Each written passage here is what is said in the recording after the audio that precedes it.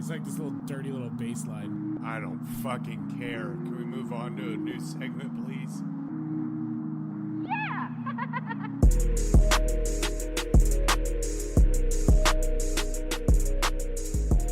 Welcome to Just Two Fans, a sports show about sports, Obviously.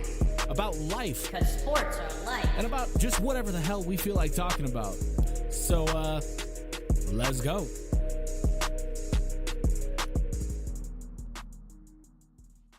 Up, everybody.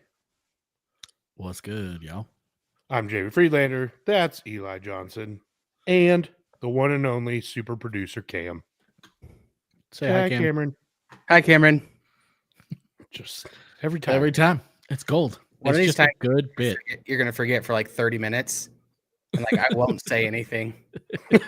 Yeah, no, you're not allowed to talk until you Just are be like petty told as to say shit. hi. Yeah. just look frozen in the mic. Yeah. Yeah. I'm just going to be sitting over here with just like,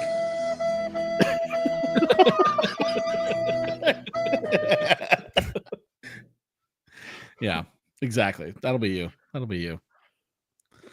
We love that. Look at though. you bringing in the sound effects this week. dude, I'm all on it. over it. I didn't even work at home today. So like, I had to like do this on my own time. Dang, man. Dedication. That is dedication. I don't do anything on my own time. Including your rankings. Oh, dude, my rankings are done at work for sure. For sure. To be tell fair, you- today I Mine were too. mostly did them during my lunch break. I like didn't go. I wasn't like hungry, so I didn't go anywhere, and I was just doing research and stuff. So Gotcha. you know, I'm gonna be almost researched for this episode. It'll be great. Got a Yeah, half hour pay in, which for is a half effort. hour more than what I usually do, baby. Yeah, there That's you why you had to change them. You know, give me 3 different versions. And when I mentioned something to Eli, or Jamie, he freaked out, wondering what you had found that he hadn't. I'm really excited for the rankings. I only he told changed me them like once. he told me like three things. I was like, what? No, I only did it once. No, but he gave me a goddamn sneak liar. preview, and Oh, let's just say we're going to disagree about some stuff. all right, cool. Love that for me. But before we get there, we're going to do our Big Ten preview for today, in case anybody doesn't know what this is all about. It's the last Power 4 conference because we're not we already did our Pac-12 ranking last week. Did we? Yeah, we said they both suck. Oregon State's a little better. We did say that. Was that you guys? I don't think I was on the last one. You were. No, it I wasn't really last awesome. week. It was last episode. Oh, You were I definitely don't- there. It lasted about as long as what I just said. Maybe that's why I don't remember it. Yeah, they Yeah. both suck, but Oregon State's going to be slightly better, probably. I mean, that's pretty much the gist. And they're playing a Mountain West schedule, so why the fuck are we even talking about them? Right. Yeah. No, that's it. That's the Yeah. that's the Pac-12 preview. Game over. What is like? How sad is that? Like Dude, like actually, it is sad. Like, it's really fucking sad. Like I saw, like Oregon released their new basketball court the other day with the Big Ten logo on it. I'm like, I'm so conflicted by that logo in Oregon green because like Yeah. part of me is super fucking stoked because Mhm. like the matchups year in, year out with Ohio State and Michigan and Penn State and Iowa, like that shit is fucking exciting as hell. yeah. Every other part of this sucks ass. And I know we've 100%. said all this before, but it's just like, man. Yeah, dude, it sucks. And like it's weird seeing like the Big Ten logo on shit just in general. Like, Yeah, it's weird. And like, like the coaches have like the Big Ten logo on their like shirts and stuff during their interviews. It's like this doesn't Yeah. feel right, man. yeah, and the new It's weird typing in like Big Ten power ranking research stuff. Like, and be like, seeing oh, Oregon I'm gonna go to the pop up in there. FPI. Let me check out the fucking power rankings of the Big Ten and the FPI. Yeah, Like, it's weird to not go yeah, to and like Pac-12. the new unis are gonna drop tomorrow, which is super. Yeah. I'm stoked for those, and they're hyping the shit out of them. So I hope they knock it out of the park. I'm assuming they will, but seeing that Big Ten logo on an Oregon uniform is just going to be weird. Dude, wait until the first time we see it on the field The at Autzen. Autzen, yeah. It was Like- weird going from the Pac-10 to the Pac-12 and like seeing the new logo. Like this is Like- completely different. Like Colorado going back to the Big 12, like I'm just like, yeah, that's how this is supposed to be. Yeah. That logo should have never left. Yeah. This one's, it's going to be weird. You guys ever like sit back and wonder what Ted Miller is thinking about this? Oh man, no, but now I'm intrigued. I was thinking about like how weird it is that like we're going to the Big Ten, and I was like, it popped in my head like I used to read the Ted Miller Pac-12 weekly blog, or was it a daily blog? I used to read literally every time it came out. Yeah. Like the minute it came out. The minute it came out, I used to read every single one, and I love Ted Miller. And I hope he's probably still around doing something. I can't imagine. But like, I was just like, could you imagine him like right now just being like, I guess I would cover the Big Ten now instead of the Pac-12. He wouldn't have a job. Yeah, I don't He know. doesn't It's weird. Whole thing's weird. His Twitter bio, in case you're wondering, is live in the desert with my family, recovering sports writer, refocus, creating optimized public spaces, opinions of my own or random tweets, trust weird. It's a weird space. Yeah. It's basically just like all retweeting stuff now, which is Sad. really sad because his opinions kicked ass. He was so good. Anyways, little throwback for you if you're Pac-12 fans Or Pac-10 fans. or Pac-10 fans, man. That's true. I was talking to Cameron about this the other day. When the new College Football 25 video game comes out in 2 weeks, by the way. Oh, hell yeah. So you can do conference realignment and stuff in Dynasty. What is the ideal year to go back to for conference realignment? Wait, what do you mean? Like you can realign, you can like remake the Pac-10 and The Big East and all those. Mm. Like you can rearrange all the conferences and make them whatever you want. I would go to the year prior to the Texas A&M Missouri split.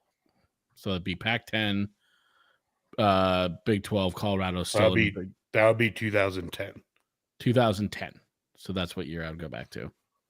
I said 2007 because we still had the Big East, but I also don't really care about the Big East. Yeah. So I think 2007 or 2010 is the only correct answer to this question. Yeah. That's the right answer. A&M move. Yeah, the pre-split of the Big 12. Yeah. That's it. That's the one. Mm-hmm. When the conference, like the numbers next to the conference actually represented the number of teams in the conference. When was the last time that was the case for the Big Ten, though?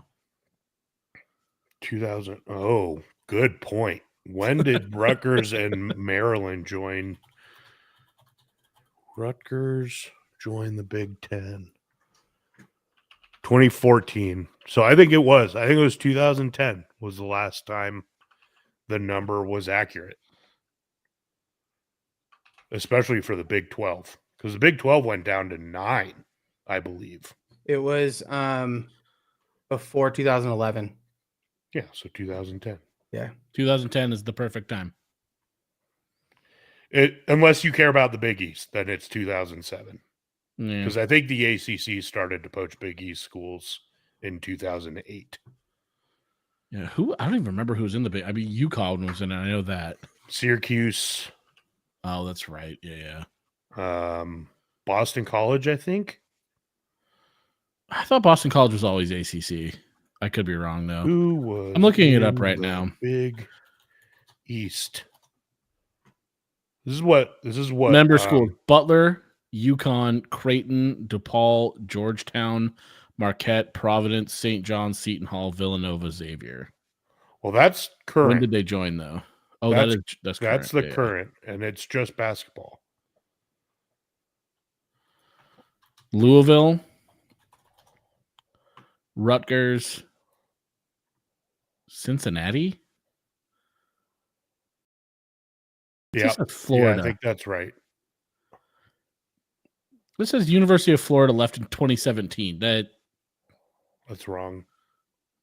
Okay, hold on, gang. Oh, that's for women's lacrosse. Okay, hold on. Here we go.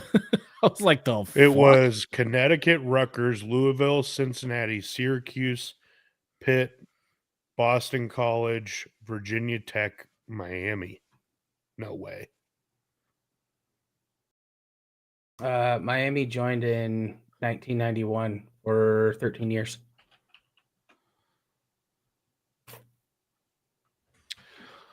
So they in gained- 2010, it was South Florida for football. It was South Florida, Louisville, Cincinnati,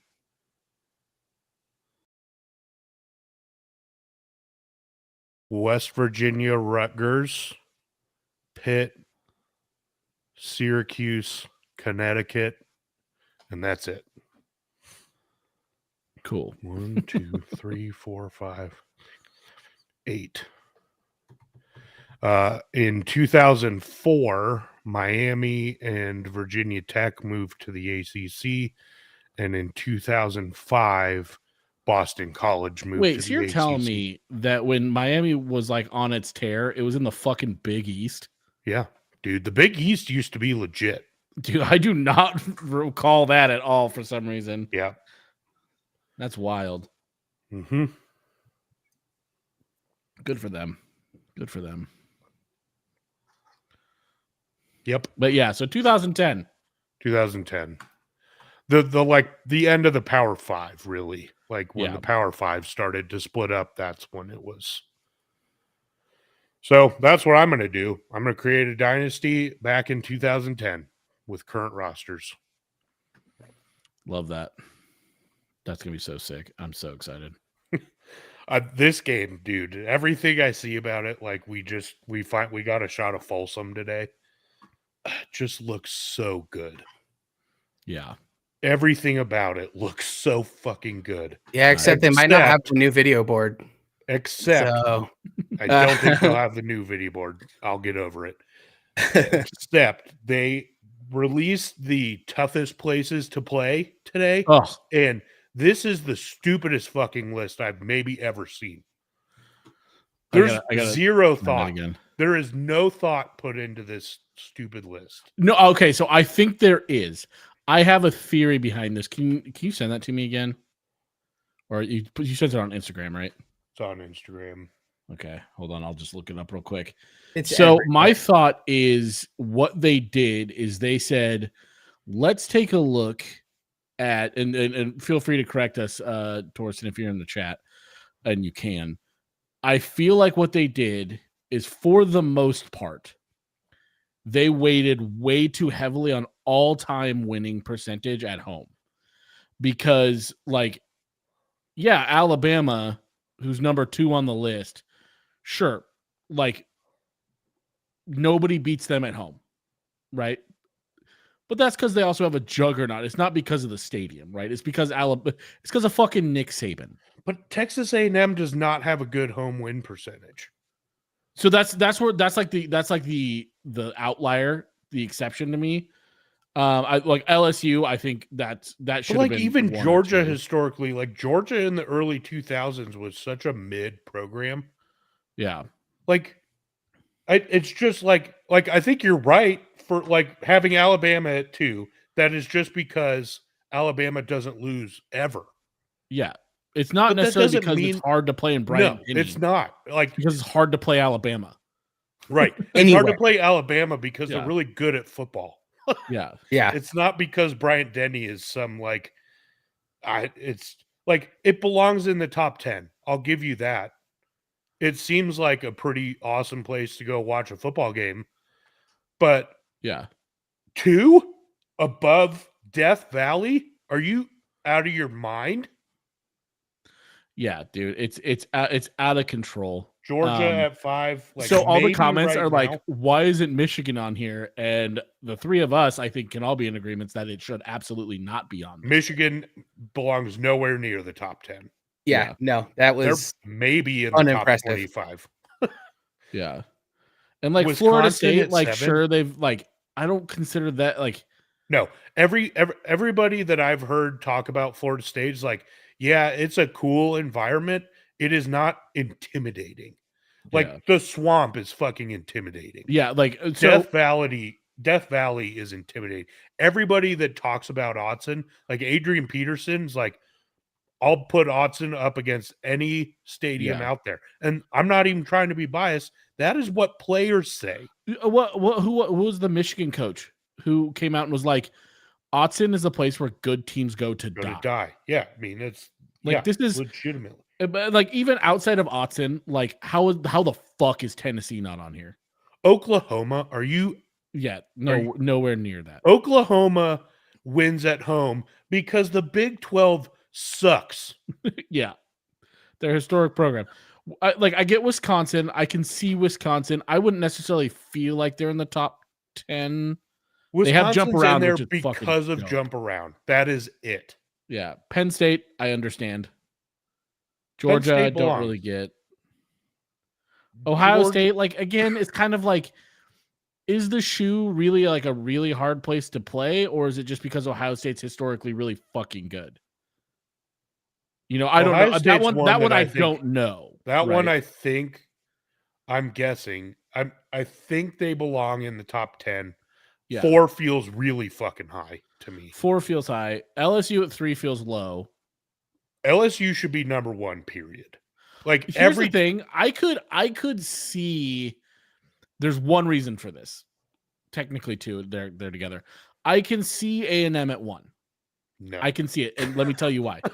Let me tell you why. Don't just know me. Let me tell you why here. Hold on There to are your two- butt. there's I'm not going to two- agree with you. Okay. There's 2 reasons where I can see it. I don't agree. I think LSU should be 1 with a bullet. But I can see it because the fucking cowbells. Like Mississippi State should be up there. That would be a fucking nightmare, right? Or the Texas A&M does cowbells, right? I don't think so. I think they're Maybe just a not. giant cult and they're all creepy. So that was actually my main reason was that it's a cult, and so they're probably like it's probably a fucking weird place to be, dude. You walk Like, in there and you're not I making that imagine- alive. Oh yeah, It's not no. necessarily that the crowd is gonna make it a tough place to play. It's the fucking vibes, dude.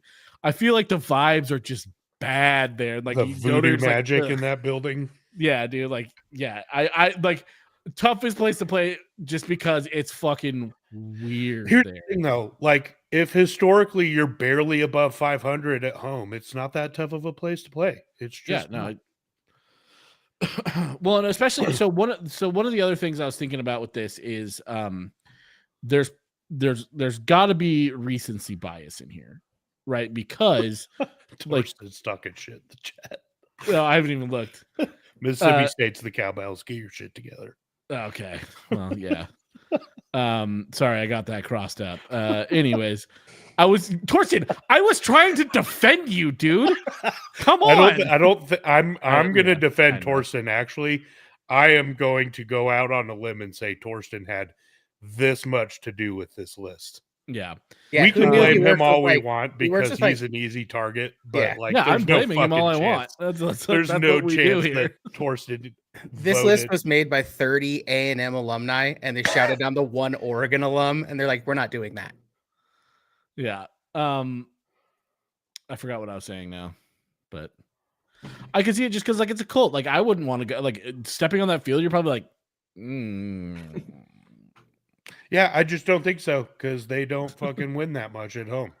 yeah. Well, that's what I was going for. Recency bias. There has to be some of there in there, and I don't see it because especially with A&M, like if we're going like, so this is supposed to be for the toughest places to play for this upcoming season, right? Technically, the next season, 2024, but for college football 2025.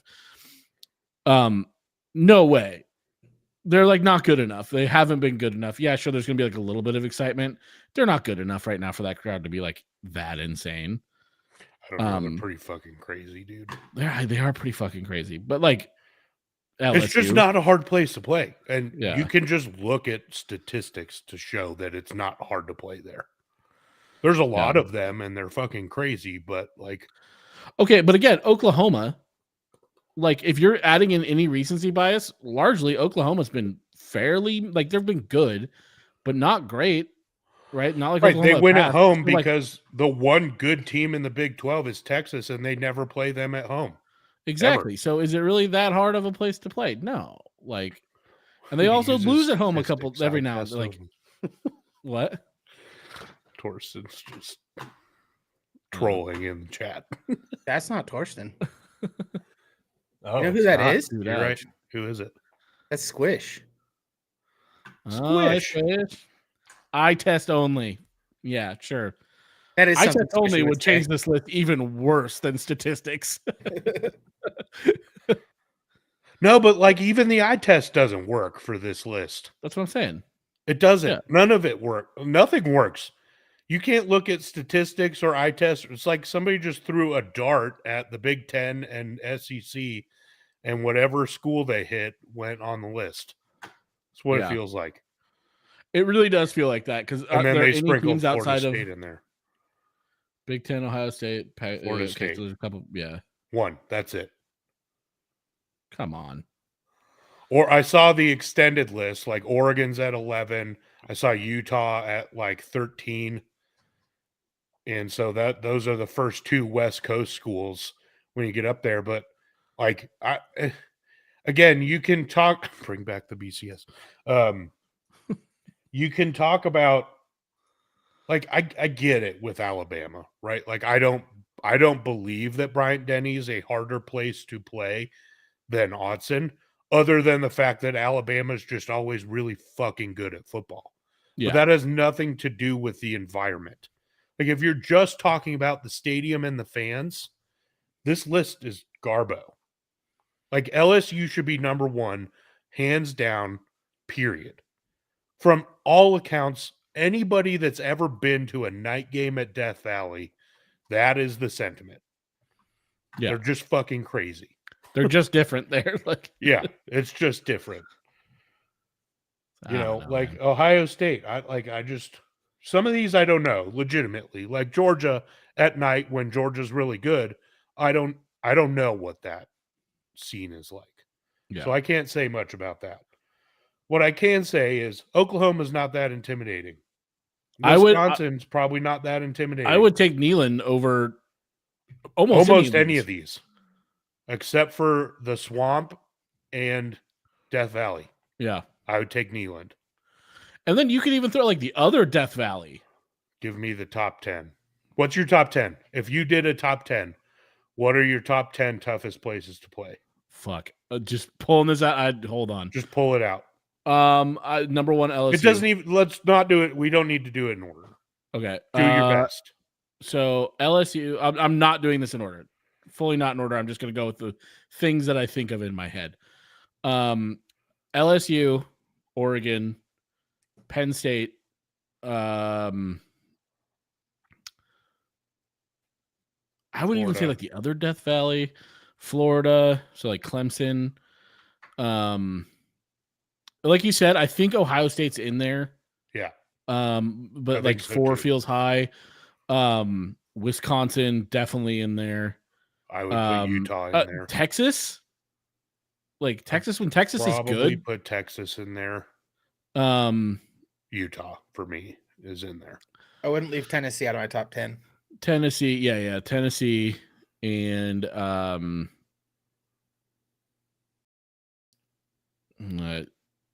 at 9. It's hard because I'm like trying to remember who I've already said. The Big House does not belong on this list. Big House Stop does it. not belong on this list. We've been there. It does not belong on this list. I don't even know who I'd put at 10 right now. Did you count Utah? No, I did not count Utah. I don't know. Like so again, this is kind of one of those ones like I'm not entirely sure because like when we went to Utah, it wasn't a hard place to play because they were bad. Or they got their shit rocked. So it's like it's hard for me to judge on that. I mean, like as an Oregon fan, fuck Arizona in the fucking Arizona at the In end November? of in November. Like I don't know, like no, but like you know, like not Michigan. Did I say Ohio State? Ohio State's in there. I said Auburn? Clemson. Auburn is up there. I would put Auburn probably above Alabama when they're good. Again, that's the problem is like for most of these teams, they have to be like good too. Yeah, and like Here's the thing, dude. consistent- Even I hate to do it, but like Washington is a really fucking hard place to play. Yeah, when Washington, especially the new stadium. Yeah, because they are right on top of you, and Yep. the fans and are that, and it's built like Autzen is. yeah. So like maybe Washington even, and listener, how much that fucking kills me to say. So you know, The problem is they're not good enough, like for True. long enough True. for that to be a consistent thing. yeah. So I don't know. yeah, It is tough. I'll give it to him. It's tough, but like here's the thing, and it's like this just team not a good isn't list. that great, but like A&M, like not A&M, fucking Texas Tech, that would be a fucking rough place to play too. Like we saw it with the Ducks, they got fucking rattled by the noise in that place last year. Yeah, and they just renovated a bunch. So it's like it's hard to say, but like I don't know, a lot of that list just feels fucking weird. Just A&M at what? Like it just starts off really bad. Yeah, With A&M at 1 and Bama at 2, like those two being above Death Valley was just like there's no chance that. Yeah. Oh yeah, you and read like those I would first be two. open. Oh, go ahead. You read those first two and you go, the rest of this list is bullshit. Yeah. And like everything goes out the window. And like if you started with LSU, you get further down, you go, oh, I could see that, or I could see that. It didn't start off strong. Yeah, like I said, like I could see Alabama in the top 10. I could see it just because they are so good that it's hard to play there. But like, I don't, like you said, I don't necessarily believe that it's because of Bryant-Denny Stadium. Right? It's just hard to play because it's fucking Alabama. But Neyland, I would say like, Ole Miss is a hard place to play. Like, I don't know. There's a lot of really hard places to play, I think. West Virginia, when they're fucking good. I mean, here's the thing, man. Like when any college football team's good, it's hard to play on the road against them. Yeah. Like that's just fucking Reeser can be hard to play. No, well, when Oregon State's good. There's one exception to that rule for sure that we know of. Stanford. Yeah. We saw Andrew Luck play against Oregon. It was number 4 and that against number stadium 7. Yeah. Sucked. Yeah, that stadium sucked. Stanford, Cal is also not intimidating at any point. I'll say the Coliseum's not intimidating. No, Coliseum is fine. Like Coliseum's cool because it's historical. Like, but like it's a horrible viewing experience as a fan. Especially as an opposing fan. Especially as an opposing fan, it is a horrible experience. Horrible. All right. Before we get too off the rails, we still got stuff to talk about before we get into our power rankings. We're just going to breeze through some of the highlights that we've missed over the last 2 weeks. Celtics won the title. No surprise there. Yeah. I was trying not to pick them just because they felt like the easy pick, but sometimes the easy pick's what works out. I know. One side note in the NBA, what do you think about JJ Redick being hired as the head coach of the Lakers? Just another coach for LeBron to kill his career. So whatever, man. I don't care. He'll be 2 years and out. He's going from like a volunteer 4th grade head coach of his kids' team. That's his only head coaching experience. To head coach of the Lakers. Get that bag, man. It's again, I don't think it matters. I literally don't think it matters. I don't think it matters, and the Lakers aren't going to win anything. Like they're so far behind in the Western Conference. Yeah. Yeah, They're really I don't far think it behind, matters. and like we've seen it over the last 8 years. Not even. It's probably not been that long, but like 5 or 6 years, where like LeBron just like fucking cycles his coaches. Yeah. It's just like I would if somebody was like, "You want to go coach LeBron?" I'd be like, "Fuck no." He's also I mean, like border. I He's would say yes, pretty 'cause much LeBron- uncoachable, right? Like because he yeah, just does his own thing, yeah, which and he's LeBron James, yeah. fine. But Could yeah, you imagine like walking he's a up to coach LeBron killer. James, be like, "Hey, I need you to do this instead." It's like Right. one of, if not the greatest player of all time, and it's like you're like, "You need to fix this." He's gonna be like, "Fuck you, dude." Right. Well, I think he finally got his yes man. Like, right. Like JJ Redick's not going to go up to LeBron and be like, "Hey, Yeah. Well, I mean, like first of all, he's younger had than yes him." men for like the last 6 years though. You think Darvin Ham was like standing up to LeBron? Oh no, absolutely not. Absolutely not. But Yeah. anyway, it'll be interesting to watch. Anyway, Yeah. They're gonna be.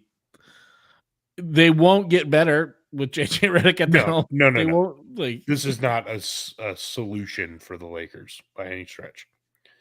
On to the NHL. The Panthers win the Stanley Cup in Game 7. That was fun. Oh yeah, I watched that yesterday at the baseball game that I was at. Nice. A guy, one of the dads there, he was a big Edmonton Oilers fan, I guess, and Bummer for him. yeah, he was pretty bummed, but it was fun. Connor It was a fun McDavid run, did man. win the Conn Smythe. He's only the 6th player on the losing team to win the Conn Smythe. Well deserved. Yeah, he's really good. He had the most points in a playoff stretch in history. Yeah, he's real fucking good. So, this one's like Miami fans don't deserve a fucking Stanley Cup. Get out of here. Like, yeah, they don't fucking care about hockey. Dude, how does a fucking Florida team win it? It's bullshit. A Florida team's won it like three know. of the last 5 years. I know. It's ridiculous. I fucking hate it. It's so dumb. Yeah, it's really dumb.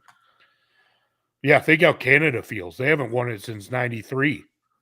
It's insane to me. That's insane to me. They have not won a Stanley Cup since Gary Bettman took over as commissioner. That's so weird. Fucking 30 years ago. That's insane. Ugh. They were close. They almost came back. They were down in a 3-0 tried. hole.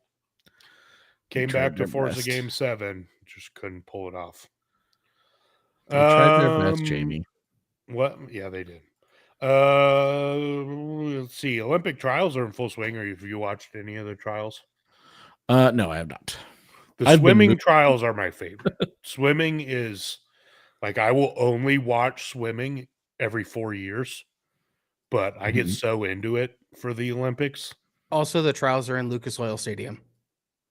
The swimming trials were. Yeah. Yep. Sick. Biggest swimming crowd in history. Did you see the video, Cameron? Did you see the video of how they did the pool? Yeah, because they had to like tear it all the way down to the cement and then build it up. But the pool had to sit like 8 feet above for all the pumps, and then the bottom of the pool started. Yeah. So it's like the pool's like dude. 20 feet off of the foundation of the field. But they tore all the turf out. Yeah. So they're obviously getting new turf. Mm-hmm. But wild. Dude, okay. So we're actually building our second pool at the job that I'm working on right now. And pool construction is the craziest fucking thing I've ever seen in my life. Like the fact that they're just like, hey, we're just gonna hose a bunch of concrete onto the walls here, and that's gonna be fine. And like we're gonna like hose a bunch of rebar, not hose a bunch of rebar, but like we're just gonna put a bunch of rebar and pipes around, and we're gonna get it right, and it's gonna drain perfectly. And you're just like, how the fuck? This makes no sense. It's black magic, dude. And then like I was like walking around, I like tripped on something. I was like, what was that? And like the pool has to be grounded, so there's like little metal like wire under like the pool decks and stuff because the pools have to be grounded. Which like it makes sense when you think about it, but like who the fuck was like, yeah, I'm just gonna put like a bunch of copper wire around this pool. to ground it. So your pool's permanent. Squish just said in the comments, this pool apparently Olympic-sized swimming pool, which for those that don't know is 50 meters and 8 lanes wide and 10 feet deep the whole fucking way, is fully mobile. It's going to be broken down and sent somewhere else. That is insanity. That's fucking crazy. For those of you who like freedom units, it's 164 feet. Doing the Lord's work. Thank you. Anyway, They also have a the cool Olympics down are pool coming that up is and I'm completely excited. separate. Insane. Are you excited for the Olympics? I know you love the Olympics. I am excited for the Olympics. I feel like it snuck up on me. Like, I don't even know when it starts. I did like, that a couple years ago. June. It starts in a couple weeks. Yeah. The end of July. I think because I don't have cable anymore, and like I don't have like anything with ads anymore because I'm just like, fuck this. I hate ads. I'm gonna pay for everything, so I don't get like the Olympics commercials, and so I just like keep forgetting. Yeah, for sure. Yeah. But I mean, I am excited about it. You know how much I fucking love fencing. So I love the Olympics. Just everything about it. And it's in France, so it's only 7 hours ahead, 6 hours ahead. Oh, this year for I us. don't know if you saw Colorado. this, but the people of Paris are ruthless. Not super excited about these Olympics. One, the people of Paris are notably snobby and rude. Notably. Oh yeah, that's worldwide that's are considered snobby and rude. The people of Paris don't want the Olympics to have like all this extra crowd. They're like they don't want that at all. Also, it's costing them a lot of money, taxpayer money. We get it. Yeah, it's costing you a lot of money. One thing that's happening is their president, Emmanuel Macron, he said, "What I'm going to do to prove to you that your money is going to the right place on the 25th of today, 25th of June, I'm going to swim in the Seine to show you that like it is okay." The people of France decided, yeah, fuck this guy. So they did a protest day of pooping in the Seine. Yep. So a bunch of French people, I don't know if anybody actually did it, but theoretically a bunch of French people went and pooped in the Seine today. So if Macron didn't do the swim, but if he had, he would have been swimming in a bunch of people's poop. There was a website that had a timer. So if you were upstream from Paris, you could know when you have to poop in the Seine for it to be there when he is supposedly swimming. I mean, you could hate on the French all you want. That's fucking hilarious. I mean, and when you look at it, they spent I think I saw 1.5 billion to clean it to where it was pre-poop. Yeah. And it still had 3 times the amount of E. coli that's acceptable to swim in. Yeah. And they wanted Olympic swimmers to swim in it. So here's the thing, like, why? I remember leading up to Rio, everyone was like, these got to be canceled. Like, it's too dangerous in Brazil right now. Like, the water's not clean right now. Like, I remember all these problems. And then like Rio went off like basically without a hitch. Rio was fantastic. It was a great Olympics. And then like this one, everybody's like, oh, good, Paris. This will be a good one because it's like they already have the infrastructure theoretically and like all this blah blah blah, and it's like turning into a disaster. I mean, just the open water stuff in the river. The rest of it's going to be just fine. Yeah, it'll be fine, but like I mean, like a disaster in like the way that like even the Parisians are like, we don't want the fucking Olympics, which is crazy. I want the Olympics really badly. They're coming. I know. 2028. We have to go. We're going. I don't know if I want to be anywhere near LA for that.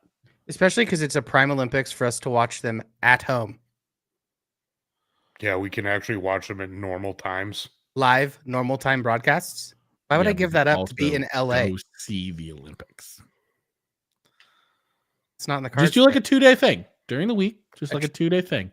We go watch some swimming prelims. I would like if you want to go watch your 10-meter air pistol and some fencing. Fuck yeah, like that I might do. I want to be nowhere near the opening ceremonies. Oh, fuck or that. No way. Track or even swimming, like Yeah. the big events. No, thank you. This is what we should do. We should go down there and we should do like the Tour de obscure sports. So we're going to do artistic gymnastics, right? We're going to do 10-meter air pistol. We're going to do fencing. I know that's not like an obscure sport, but like I love fencing, so we're going to do that. And you can get tickets for it. Like you're It not is, fighting. you can like, get it is yeah. That's pretty obscure. That's not It is, anywhere near yeah, a mainstream sport. We're going to go to handball, which is badass. Yes. We're going to go where they're shooting. We're going to go to sport climbing. Just like the weirdest one. Trampoline. Archery. That'd be fun. Archery would be fun. We're doing it, guys. That's our plan. A tour to obscure. Where do you see yourself in 5 years? Well, we would have just gone to the Olympics 6 months earlier. Watched all these obscure sports. We got 4-year plans, boys. That would be like it. a pretty kind of hilarious like answer if like you're interviewing for a job and they're like, where do you see yourself in 5 years? Like probably watching the Olympics. I'm going to the Olympics as a spectator. In person. Yeah. Pretty great. Yeah, it's like the one time, like this country's riddled with issues, and I don't like fly the American flag or anything. But if you want to get me patriotic for a couple weeks, just put on the fucking Olympics. Oh yeah, Be an Australian swimmer that talks shit. Oh, dude, that video when Michael Phelps saw it, man was ready to like come out of retirement. That reminded me of any of the Michael Jordan, Kobe, any of the greats, dude, that are just like the most competitive fuckers ever. That's what that Michael Phelps interview looked like to me. I saw Michael Phelps in person. He was the speaker at a conference I went to in September. Just nice. Like super random. But he's a big advocate for mental health, so that's a good thing. He is. Yeah. Anyway, USA, baby. Yes. Let's go. Yeah, no, like here's the thing. It's like I'm not necessarily a patriotic person, but fucking these colors don't run during the Olympics, right? And it's also like 4th of July is coming up. Like so we're making the fact that the Olympics are always at the end of July, it's just like, man, you can't find a better time for this country to be. Yeah. You know what I found out about the other day that like made me kind of mad? Bald eagles don't screech. You just found that out? I just found that out. I just talked about it. I was like, no way. No, they like chirp. Yeah, you think I would have like a real seen them in person, but yeah, it's really like a not terrifying sound. Yeah. No, it's they use a red-tailed hawk. Yeah. For the screech. Which is terrifying. Red-tailed hawks are fucking horrifying. They're fucking sweet, dude. They'll get you. They are sick. Yeah. Oh. All right, anyway. You guys didn't know that. We got to get moving to our thing, but I don't want to skip over F1. Max won again in Spain.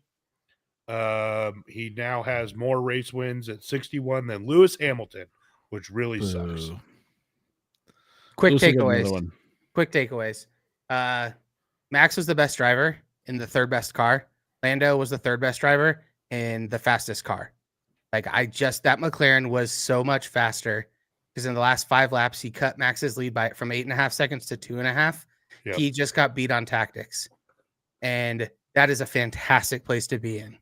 Like he was pissed for a second because he knew he had the chance. 5 more laps on that race, we would have had a dead sprint for the finish line. So it's a good thing for the sport. Yeah. Yeah, from top to bottom, even like quali, like this is as close as I've seen the cars. As like in my very short fandom of F1, this is as close as I've seen the cars be to each other. And that is fun. Max still wins because he is the best driver on the grid. Mm-hmm. I would be really interested to see Lewis and Max in the same car, though. It would be interesting, wouldn't it? It would be fun. Oh, that would be fun. But hey, guess what? Logan Sargent still doesn't have a fucking point. Well, he doesn't have a job, so he's not really racing. Sometimes these colors do run, you know. He's gonna go race for Indy next year, I think. Is he really? Prima. Good for him. Snagging Get the him. fuck out of F1. You're embarrassing us. We do have another race weekend this weekend. We got back-to-backs. We got the Austrian Grand Prix at the Red Bull Ring. Cameron, what's going to happen? Lando's going to get a win. Oh, like okay. I like that a lot. Max is just going to... it's the Red Bull. It's the Red Bull Ring, so he's going to take second, but it's going to be a dead sprint to the finish line. Neither one's going to get helped by a safety car. Lewis is going to finish in the top 5. Same with Charles and George. I don't know who's taking third. I think that's kind of a toss up with those 5. We don't have a good race time until fucking Circuit of the Americas until October. It's early days, boys. Yeah, we're in that rough. We get like a little lull. See, good is relative because 7 a.m. start times are good for me. That one's actually not terrible. That one's I'm awake. Terrible. The boys are awake. Like, I don't have a choice but to be awake, and I can just watch them, and then I have the whole rest of my day. That's like golfing at the first tee time. You get the whole rest of the day. Yeah, that is true. But I do. The ones that really suck are like the 11 p.m. one. Nope, I love those ones. I love those ones. Singapore, put it in my veins. I love that race because it's at 11 p.m. Fucking yeah, I love that shit. 6 a.m.'s too early. 11 p.m.'s too late. That's my 4 a.m.'s way too early, like Baku. Yeah, 4 a.m. my time. 5 that's a.m. way time. too early. You just need to go to that race. It'll be a perfect time. You know, I don't really feel like going to Qatar. You know, agreed. I do want to go. I want to go to Azerbaijan. Or that. I don't know if I want to go there either. Go sit in the castle. No. Watch from there. Oh, I read that wrong. Sorry. I thought it was in I didn't. I read the Qatar first and I was like, I don't want to go there. Then Azerbaijan. That would be fun. Sorry. I got way ahead of myself on that one, guys. Anyway, that's F1. Let's get to... Whoa, did we get Animorphs lore in the chat? Fuck yeah, dude. We did. We got Animorphs lore in the chat. Torsten had trivia today, so I'm sure that came up. That's why he's bringing those little nuggets to us. Good. All right, let's get to our Big Ten power rankings. All right, here we go. Power rankings. You guys ready? We're ready. Cameron's got some visuals for us. We love visuals. First try. We're going to do this a little different. Oh, look at that.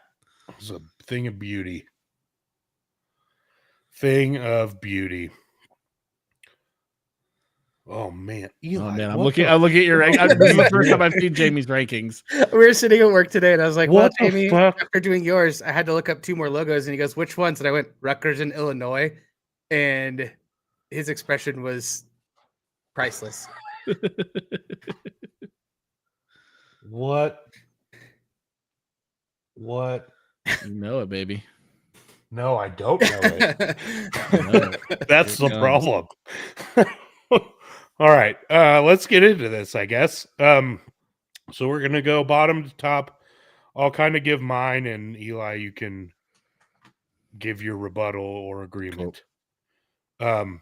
We're starting off hot. At 18, I have Illinois. Oh, damn. Damn, dude. When Cameron said Illinois, I was like, what the fuck does Eli see in Illinois? All right, here's why I have them at 18. I don't see anything good about this football team at all. Like, nowhere. I like Brett Bielema okay, but like there's nothing going for me with this roster at all. I'm confused at how they're at 10 for you.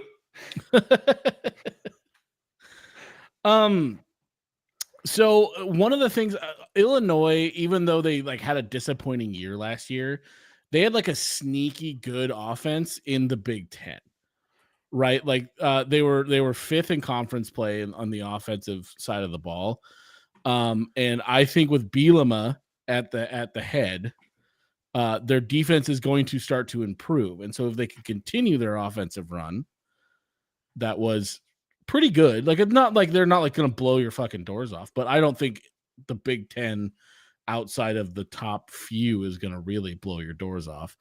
But outside of like, if their defense can make the improvement, I can see them having a pretty good year. Clearly, Bielema's a great head coach. I think the defense, if they can get some guys in that can really step up and play, why not? Fuck it. Yeah, but I'm not thrilled with anyone else on the list below him. So that's fair. Like, I don't see how you have them at 18. That seems insane to me. That's so low. They had the fifth best offense in the Big Ten last year. They were like fine. Okay. Not fine. We'll find out. We'll find out. I just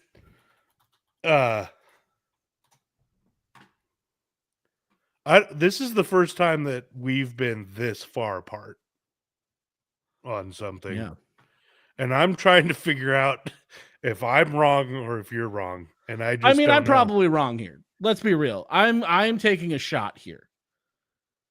I'm taking a big improvement leap, right? Because I think they have a great head coach. I think they had a bad season last year, but I think they were better than what maybe the season had showed, like their record, right? Like kind of like Colorado, what was it, 2014, where like their record was awful, but they weren't like a terrible 15, team.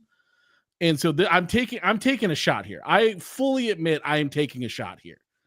I am firing from the hip with Illinois. Like if they can, if like they weren't terrible, like they would necessarily suggest, but I think they have a great head coach. I think they have a good offense that they're returning a lot of guys on. I'm taking a shot. I'm probably wrong. I'll eat the crow. Like I'll take the shot, and I'll admit I'm wrong if I'm wrong. But I don't see him. I think we need to do something here. Let's put a gentleman's wager on Illinois because we're so far apart. Okay. What do you want to bet? Whoever's closer, wherever they stack up at the end of the year, whoever's closer. Do you want to do bowl game or no? Because I think they can make a bowl game. I don't think they have any shot at making a bowl game. Okay, so bowl game or no? If Illinois makes a bowl game, what's the wager? We can do a Bill throwback, do a slap bet. Oh my God. Yes. Oh my God, I don't really want to do a slap. Sure, I'll do a slap bet. I'll do a slap. If you want to do a slap bet, I'll do a slap bet. I was going to wager like a round of golf or something, but I can also do that. If you want to do a slap bet, it's better for the views. It's absolutely better for the views. If you want to do a slap bet, here's what we'll do. Clip City for Cameron. Clip City. We'll do a slap bet and a round of golf. Whoever win, if you lose, you can redeem your slap by winning the round of golf. Okay. Yeah. But if you lose the round of golf and you lose the bet, you get 2 slaps. Man, I'm really so here's the thing. I'm really on the edge here because I have them like right at 6 wins. So over-under goes 5.5. Their schedule is pretty tough, right? But we're also like we've done this a couple times where we're doing power rankings, not necessarily like how the season's going to end. Well, so that's why I started with rather than bowl game or not, whoever's closer to where they finish in the standings. That's fair. So I have them finishing last. Yeah. You have them finishing 10th. Obviously, if they finish 14th, that's right in the middle, but cool. Yeah, we'll do that. Okay. Do you like my double down or do you just want to do straight slap bet? I'll double down. Fuck it. Why not, dude? Okay. Wait. No. We do have to have a clarification here. Has to be 2 slaps at the same time. Yeah. I'm not going to do some future bullshit. No. No, we're not going full. Here's the funny thing is I'm already like being like, I'm getting slapped because like I'm the one taking the shot here.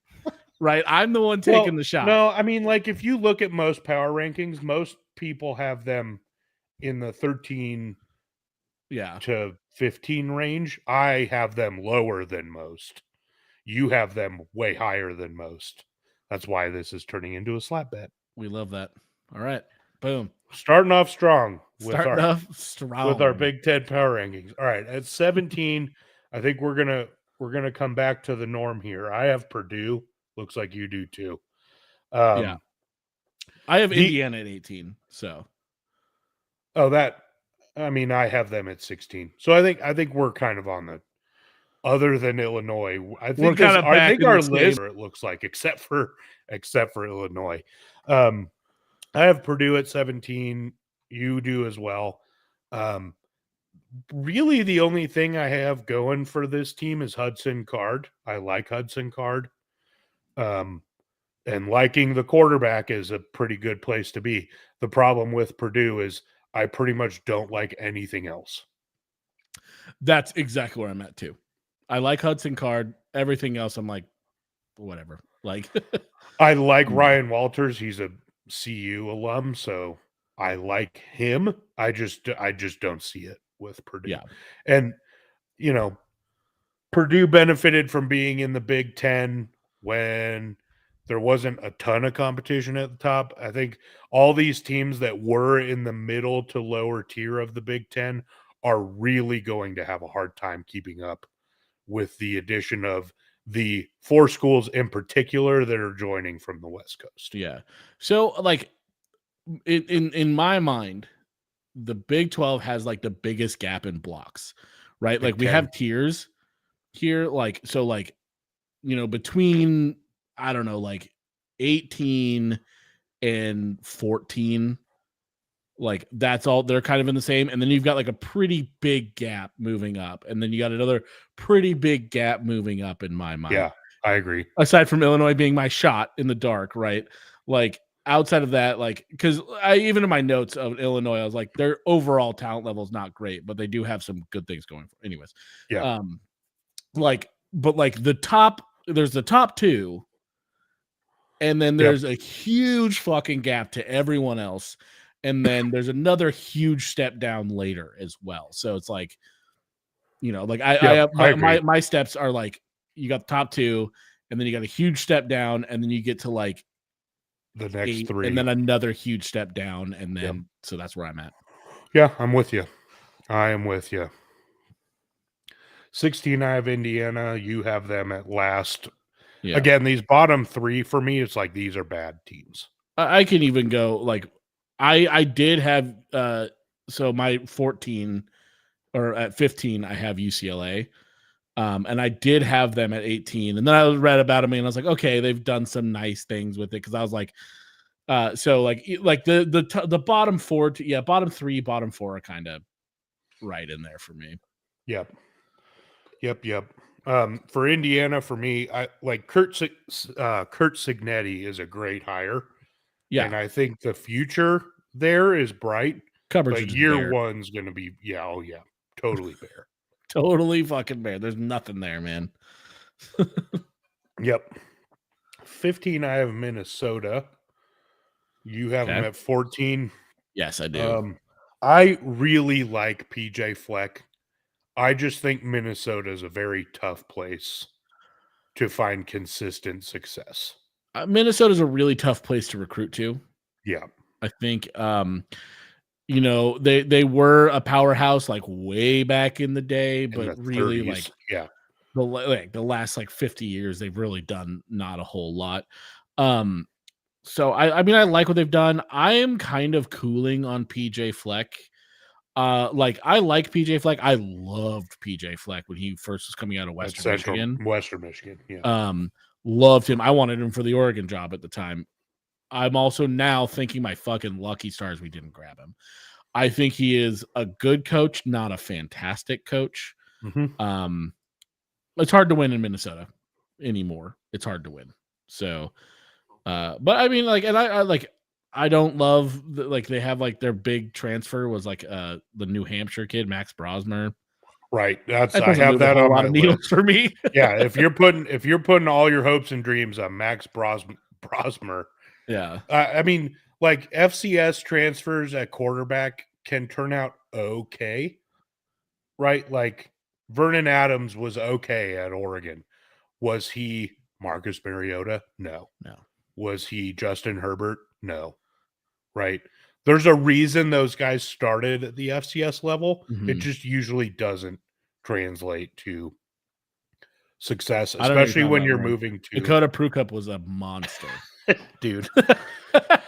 Exactly. Yeah, it's just a tough switch, and then moving to a conference that's known for its defense, like that's just really tough. So I don't see it. 14, I have Northwestern. I have them down at 16. 16, yeah, probably for a lot of the same reasons. They were a very pleasant surprise last year. Probably one of the best stories in college football last year, with all the ugly departure of Pat Fitzgerald and all the controversy surrounding that. I just don't see that magic returning in year 2 under David Braun. And again, this is just a lack of talent problem. I agree. Yeah, I think they caught lightning in a bottle last year, and you can't really do that twice. And so I just think they're gonna have. I wouldn't call it necessarily a disappointing season, but it is a letdown season after how they performed last year. Yep. 13, I have UCLA. You have them down at 15.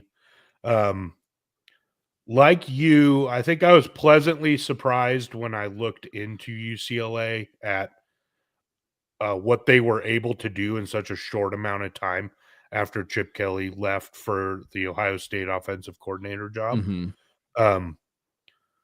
I was very impressed with their late recruiting push, what they've done in the portal. Very pleased with what they did as their with what Bieniemy, Deshaun Foster did as his coordinator hires. Yeah, A+. Eric Bieniemy, A++. Eric Bieniemy is a fantastic offensive coordinator. Don't look at what he did at Colorado in 2012. Throw that out the window. He's been a fantastic coordinator in the NFL for 7+ years now. And then Akaika Malo, I probably butchered the shit out of that, but he is another slam dunk hire on the defensive side of the ball. And then getting Ethan Garbers to return at quarterback, so you have at least a little bit of continuity there. Yeah. Again, 13, I don't have them high, but it's higher than I thought they would be. Yeah, I have them lower than you do. I have them at 15.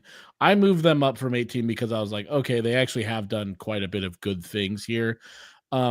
They just lost so much. Yeah, they got decimated. After they had a pretty lackluster year last year, and they lost so much that I can't put them much higher than where they're at. For sure. Yeah, no, especially with a first-time head coach Manning. I love the coordinator hires.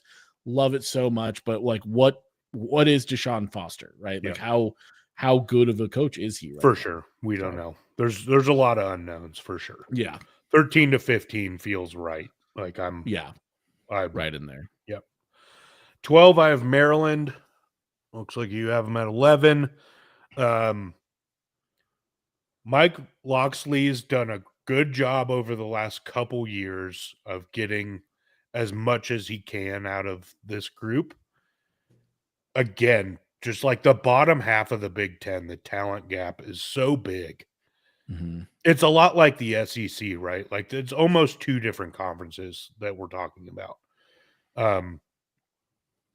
Replacing Taulia Tagovailoa is going to be a problem. I think they've done a decent job in the portal. I just don't. The talent gap is so big. Yeah. So we've skipped a couple. I have Maryland up at 11 myself. Not necessarily for any love of Maryland, I think they'll be okay. But the two teams I have below it that we haven't talked about yet, I just don't buy right now. So I don't know if you want to talk about it real quick, but my 13 and 12. We'll get there. Okay. But yeah, go ahead. My 13 is Washington because we can talk about them when we get to on yours. And at 12, I have Michigan State. So we're caught up now. So you can continue up the list. At 11, I have Rutgers. You have them at 9. I like Greg Schiano a lot, specifically for this job. Mm-hmm.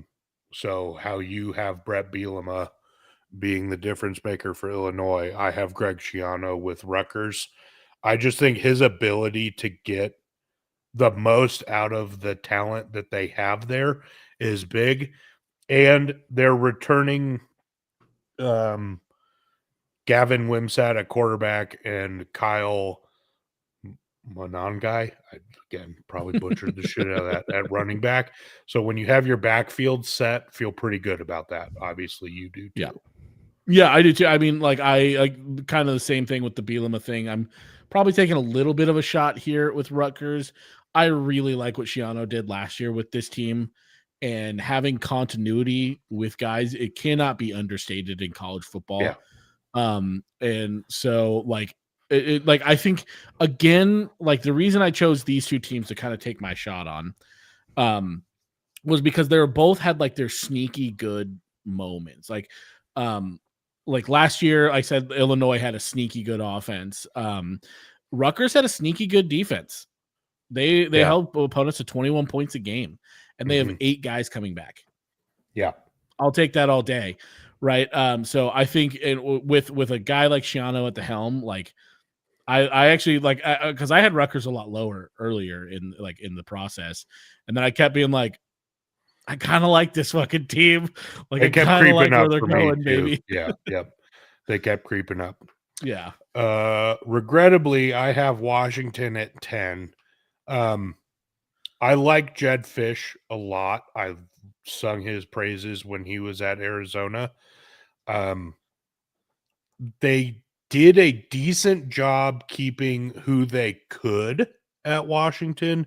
They lost a lot to the draft, so that was unavoidable.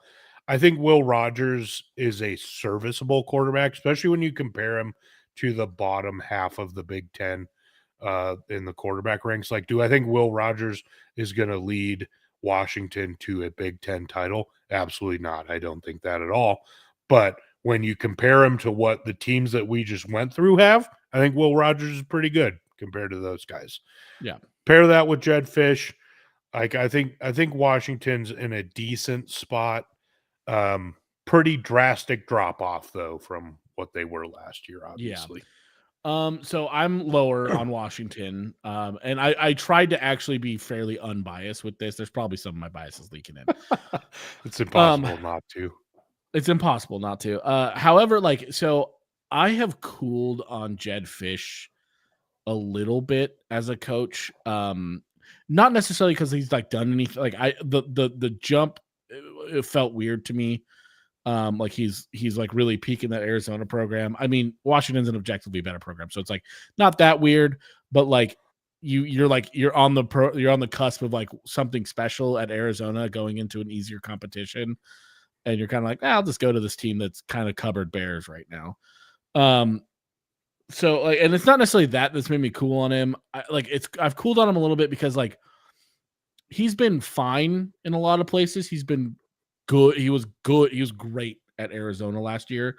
But like the more and more I think about Jed Fish, the more and more I feel like maybe this feels like Dave Aranda at Baylor, where he had that one like.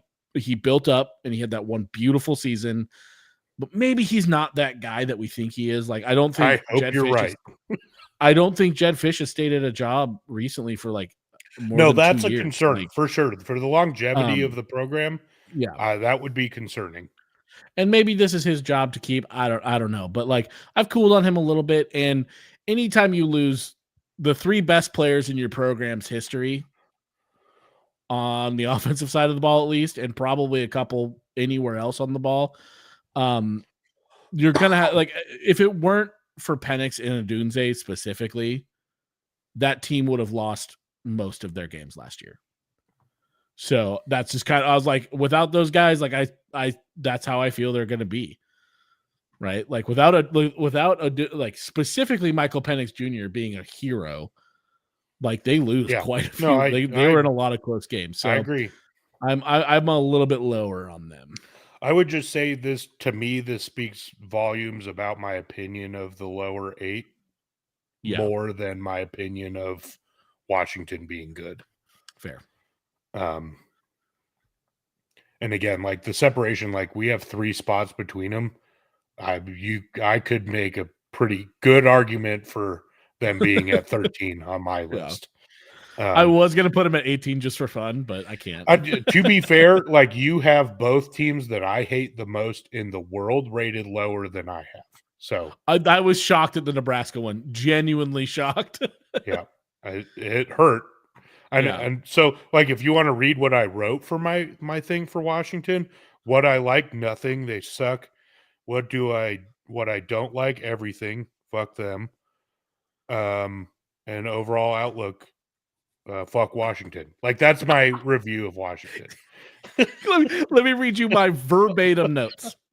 What I like about Washington, nothing. What I dislike about Washington, everything. Overall feeling, fuck the Huskies. That is my literal notes. Yeah, that's mine. Yep. Well, we're consistent, if nothing else. We are consistent. All right. Again, we have a bit of a gap here. It's the same gap. It's 3 spaces. I have Michigan State at 9. For the sole reason that I really like Jonathan Smith and I really like Aiden Childs. I have them a little bit lower. I could see them being here. I really like Jonathan Smith as well. I really like Aiden Childs. But we've seen in past that Jonathan Smith takes his time in rebuilding a program. And with Michigan State being the crazy drama dumpster fire it was last year, I just see him taking his time with this. He doesn't have to come out and blow the doors off people. So I think we're going to see the same kind of rise that we did in Oregon State, where it's just like that slow, consistent improvement every single year. And so I just have him a little bit lower this year just because I don't know if they can make that jump. He probably can make it happen, but it's not necessarily his style to like make them have a giant leap year to year. Yeah. Right. To be fair, this is still the bottom half of the Big Ten for me. Right. So I'm not saying that Michigan State is some sort of world beater. But I believe in Jonathan Smith as a head coach.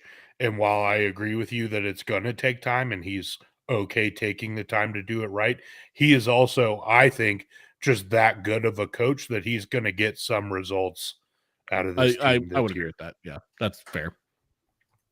At 8, I have Wisconsin. You've got them at 7. So I think we're pretty much on the same page here for the most part.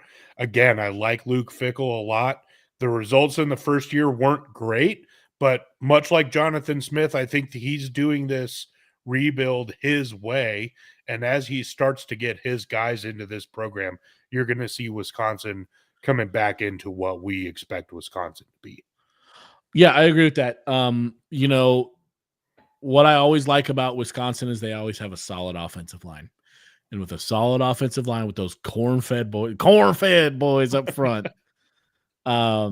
like you're gonna be okay, right? In a lot of ways. And they have that again this year. They have a lot of big boys up front who are pretty damn good. They also have Tyler Van Dyke, who may have not been great at Miami, but he's got a lot of upside. Luke Fickell is a great coach. Again, I agree with you. I think he's doing the rebuild his way. Yeah. But I like it, man. I like the way he's gone about it. Yep. Agreed. 7, I have Iowa. Again, I'll read you verbatim what I wrote here. What I like, their defense. What I don't like, offense.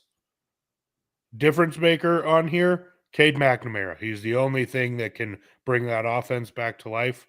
Overall outlook, the defense, the Iowa defense is going to be the Iowa defense, right? Like They're going to stop teams. They're going to hold, especially the lower teams in the conference are not going to score a lot on Iowa. That's just how it goes. Mm-hmm. But can they start to score? Like, you're bringing in high-powered offenses from the West Coast into the league, right? Iowa's been able to skate by because Big Ten offenses in general are not that good comparatively. Now, as the league begins to expand, I think you're going to see Iowa start to fall down this list because the teams that are coming in are just going to be able to outlast a defensive struggle. Yeah. I have Iowa. Like this whole group is kind of interchangeable for me, kind of same as earlier, but I have Iowa at 6. My exact notes are what I like about them: death, taxes, Iowa under. What I dislike about them, how the fuck did they not go get a quarterback in the offseason? Unbelievable. How the fuck? It's the easiest pitch in the world. It is the easiest pitch in college football. Come score more than 10 points. If you score one touchdown a game, we have almost guaranteed to have a 9-win season with our defense. One touchdown a game. Yeah, but you got to live in Iowa. You know what, though? Ricky Stanzi did it. It's fair. It's valid. If Ricky Stanzi can do it, anybody can do it. Fair. My game changer was actually Tim Lester, the new offensive coordinator. If he can breathe life into this offense, then like they could be pretty fucking good. Yeah, agreed. I'm skeptical. I kind of looked at his history, and I was like, there's one guy who's oh no. I'm a little skeptical just because like his history is like not great. But we'll see, man. Like he could be good. But if they can get any semblance of an offensive rolling, like they could be pretty fucking good. Yeah. All right, at 6, I regrettably have Nebraska. I would love for Nebraska and Washington to be 17 and 18 on this list for the rest of eternity. But I'm trying to be as realistic as possible with this list. So I'm going to start out with what I first wrote for Nebraska. What I like, nothing, fuck Nebraska. What I don't like, everything, fuck Nebraska. And overall outlook, I hope they all disappear. The real analysis is if Nebraska had any semblance of a quarterback last year, this was probably a 10-win football team. Matt Rule is a fantastic head coach. You can look at his coaching history in college to bear that out. And he is doing this the right way. He's building it out the way he wants. And now the one question mark I have is you're basically dependent your entire season, all your hopes and dreams, if you are Nebraska, is dependent on a true freshman quarterback in one of the most defensive leagues out there. That's the one thing that's holding me back from putting Nebraska even potentially higher on this list, because truly, I think Nebraska, the roster that they have is good, and it is among the top 3, 4, 5, I think, on this list. But depending on a true freshman to come in to the Big Ten and compete at the highest level, that's just going to be rough. Yeah. So I agree with you. I love Matt Rule. I think he's a great coach. And like I think their defense is fucking nasty. Like I think they were one of the better ones last year, 18 points per game last season. Yeah. That's insane. They just couldn't score. Yeah, the reason I have them a little bit lower than you is like they do have a pretty good roster, but I think their receiver and running back rooms leave a lot to be desired. And if you pair that with a true freshman, and like I have kind of cooled on Dylan Raiola. Like I was like pretty high on him for a while, and I watched some of his tape. I've cooled on him a little bit, and it's probably unfair of me to do this, but like he flipped 3 times in his commitment. Like that to me has like red flags. Anytime you've seen a guy commit 3 times before he's ever played, like that, it seems like that guy's never turned out, right? Like, can you think of any examples where a guy's flipped multiple times during one recruiting cycle and panned out? No. It gives me the ick. It throws up a red flag.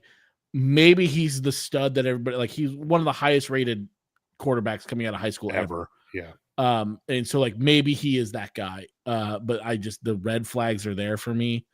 So I'm a little bit lower on that probably than you are, just because like that just freaks me out, and I really don't like the receivers.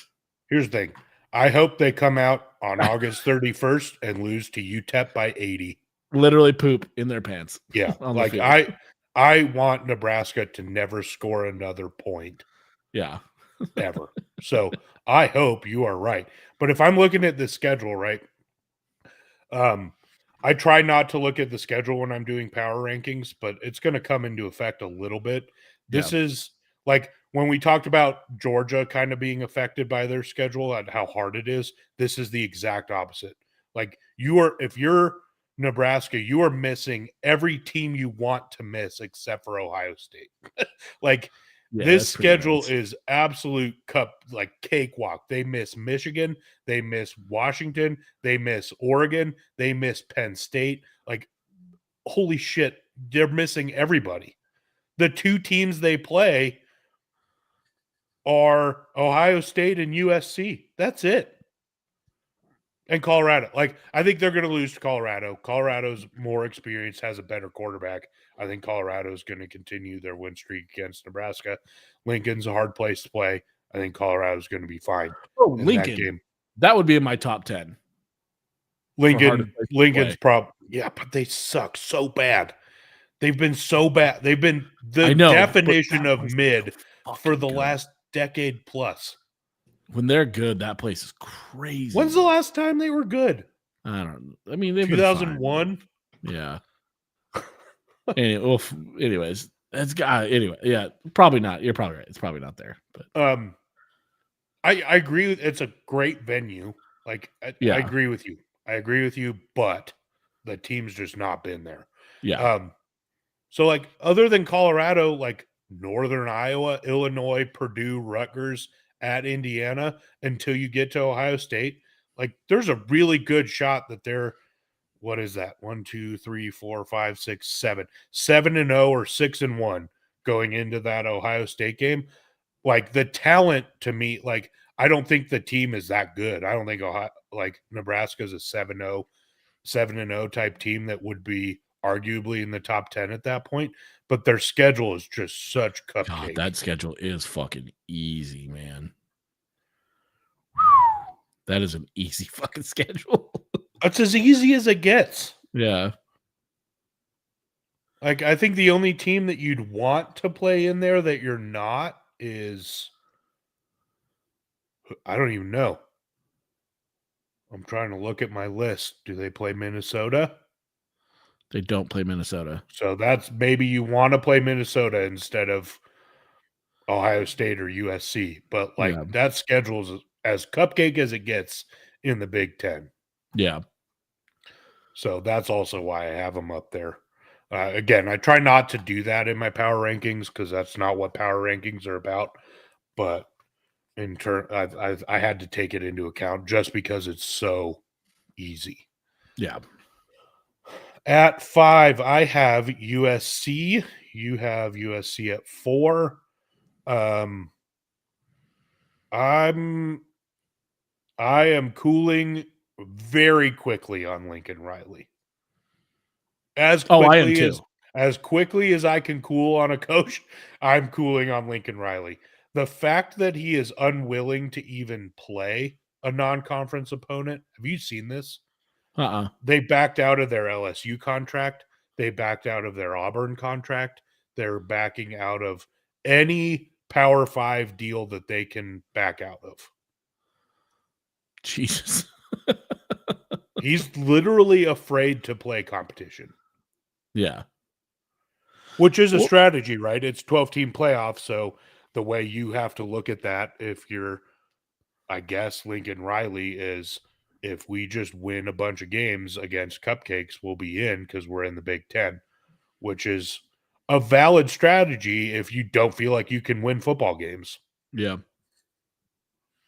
And he clearly doesn't. So if he doesn't believe in his team, I'm not going to believe in his team. Again, they're talented, right? I think Danton Lynn is a slam dunk hire as DC. Anything's better than Alex Grinch. That guy fucking sucks. But so they're going to be improved on the defensive side of the ball just because the coaching is improved. But you miss the number 1 overall draft pick, Caleb Williams, and as good as Miller Moss played in that bowl game, he's not it to me. He's not Caleb Williams for sure. I think he's actually a pretty good player. I guess we'll see. I think he'll be all right, but I think he'll be fine. I think like one thing about Lincoln Riley that we do know is that guy can get an offense rolling, right? He did it at Oklahoma. He's done it at USC. The offense will roll. Defense has always been his Achilles heel. Like that's been the bane of his existence. He has clearly no idea. The fact that he can run an offense with, like, I'm pretty sure he doesn't even understand defensive schemes at this point with how bad his defenses are. I would agree with that. Like, it's amazing that you can make a good offense if you don't understand defense and how that works. But clearly USC's defense is just terrible all the time. And they at Oklahoma, the year he left Oklahoma, they had one of the best defenses they've had in years.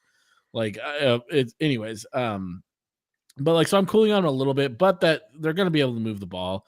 So like losing out on Caleb Williams, who was pretty clearly checked out last year, it seemed like. Pretty clearly checked out. And Miller Moss, who has something to prove. Like, I don't think it's going to equal out, right? Because Caleb Williams was like a transcendent talent in the college game on so many levels. But I think it'll be close. Like that gap of a checked out Caleb Williams versus something to prove Miller Moss. And they got better out there. They can't get much worse on defense. So I'm just going to go on a limb, say they got better on defense just with a new defensive coordinator and a new system. But like largely, like I feel like they're going to be the same as they were last year, which is like they're going to win some games. They're going to lose some really dumb games that they lose. Yeah. Yep. Right.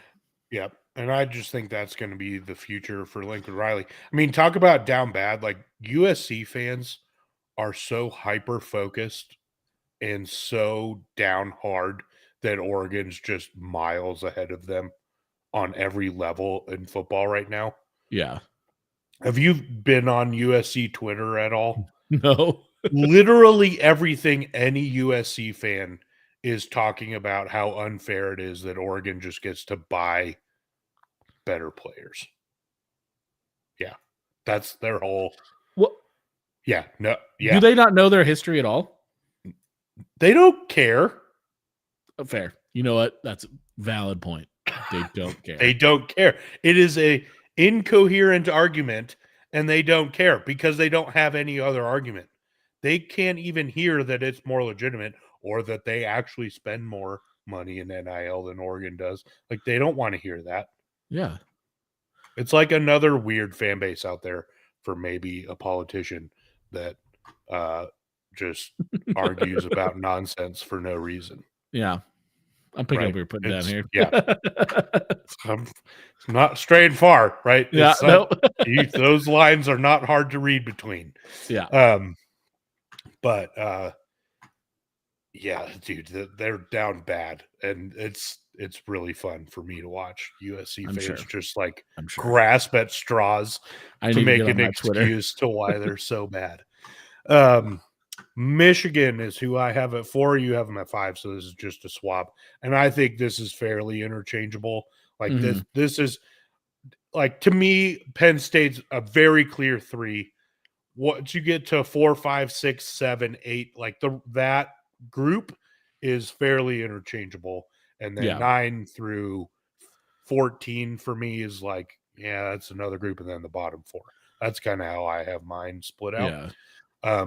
Michigan, like if you look at most boards and most like power rankings out there, they have them at 3.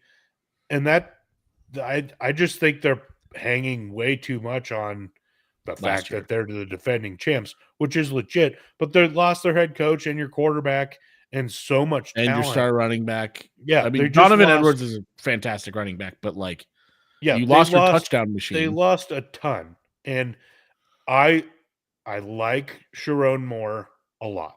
I think he's going to be great at Michigan. I think that was the right hire. I like the talent they still have on this team because Jim Harbaugh recruited the right guys always.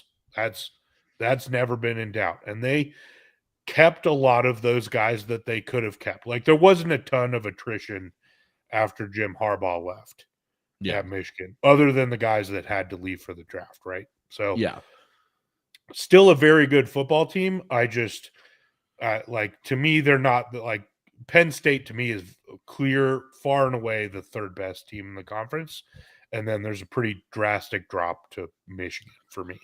Yeah, I don't have that quite as drastic between these 3, 4, 5 necessarily.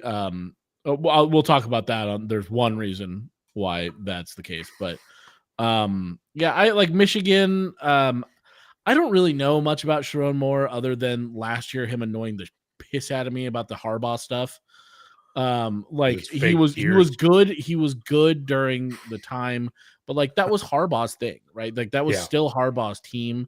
So I just don't really know much about him. Like I know we're so prosecuted us against the world. Yeah, us against the world. Yeah, I was like, shut up. But like he could be a good coach. I don't know. This year will be very telling on what he could do. They lost a ton. They still have a lot of talent on the roster, like you said, but they lost a ton. They lost their literal touchdown machine. Yep. Like they need another guy who can just get in the end zone. Cause like as much as Donovan Edwards is like a great running back, once he's in the red zone, his production significantly declines. And so they need to find that guy who can just punch in a touchdown. Right.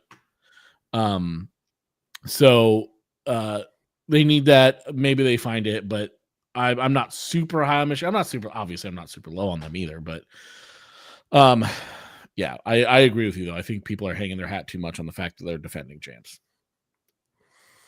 3, I've got Penn State. You do as well. I think I know your opinion of Drew Aller, and I agree with you for the most part. I think the addition of Andy Kotelnicki as the OC is going to be very good for him. I don't think the system that they were running was the best.